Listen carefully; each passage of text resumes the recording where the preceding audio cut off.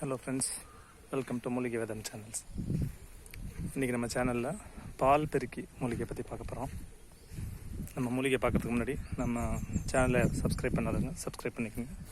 கூடவே அந்த பெல் ஐக்கானை கிளிக் பண்ணிக்கோங்க. அப்போ தான் நம்ம போடுற வீடியோ உங்களுக்கு உடனே கிடைக்கும். பால் பெருக்கி மூலிகையை பார்க்கலாம் வாங்க.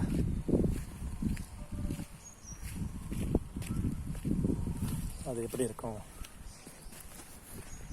இருக்க எல்லாமே அந்த பால் பெருக்கி மூலிகை தான். ரொம்ப ஈரப்பதமான இடத்துல இது தானாகவே வளரும். பால் பெருக்கி மூலிகை இதுதான் பால் பெருக்கி.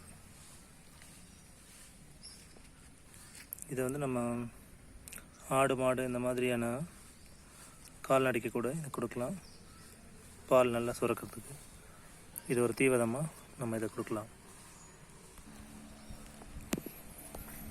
இதை நம்ம குழந்தை பெற்ற தாய்மார் இருக்காங்க இல்லைங்களா, குழந்தை பெற்ற தாய்மார்களுக்கு பால் சரியாக சுரக்கலை அப்படின்னா இதை நம்ம அப்படியே எடுத்து அரைச்சி பாலில் கொடுக்கலாம். அவங்களுக்கு பாலில் சாப்பிட கொடுத்தா அவங்களுக்கு பால் நல்லா சுரக்கும். இதை தாராளமாக செஞ்சு பார்க்கலாம். இது பயப்பட வேணாம். இதில் ஒரு மாதிரி இந்த இலையை எப்படி இல்லைன்னா பால் வரும்.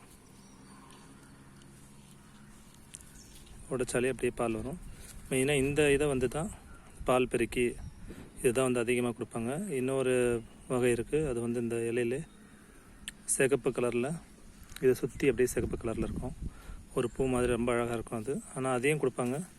எல்லாம் ஒரே குணம் தான். ஆனால் இதை தான் அதிகமாக நம்ம தமிழகத்தில் யூஸ் பண்ணுறோம். பார்த்துக்குங்க, இதுதான் பால் பெருக்கி. இந்த முனை கூர்மையான இலை இருக்கும். ஒரு வேல் மாதிரி இருக்கா, அடிப்பாகம் இப்படி இருக்கும். இதை அப்படியே சமலமாக எடுத்து இடித்து நம்ம மிளகு இஞ்சி எல்லாம் போட்டு ஒரு கஷாயமாக நம்ம வச்சு இதை குடிக்கலாம். சூப்பு மாதிரி குடிக்கலாம். வயிற்றில் இருக்க புழு பூச்சி எல்லாம் விலகிடும். அதே மாதிரி வயிற்று வலி அதிகமாக அடிக்கடிக்கு யாருக்கெல்லாம் வருதோ அவங்க இதை சாப்பிடலாம். அவங்களுக்கு இதை இடித்து கஷாயம் வச்சு குடிக்கிறதுனால அவங்களுக்கு வயிற்று வலி குணமாகும். வயிற்றில் எந்த பிரச்சனை இருந்தாலும் இது சரி பண்ணிடும். அவங்களுக்கு என்ன ஏதுன்னு தெரியலனாலும் அடிக்கடிக்கு வருது என்னென்னு தெரியல அப்படின்னு நினச்சா கூட இந்த இலையை இடித்து ஒரு கஷாயம் வச்சு குடிக்கலாம். இதுதான் நம்ம பால் பெருக்கி.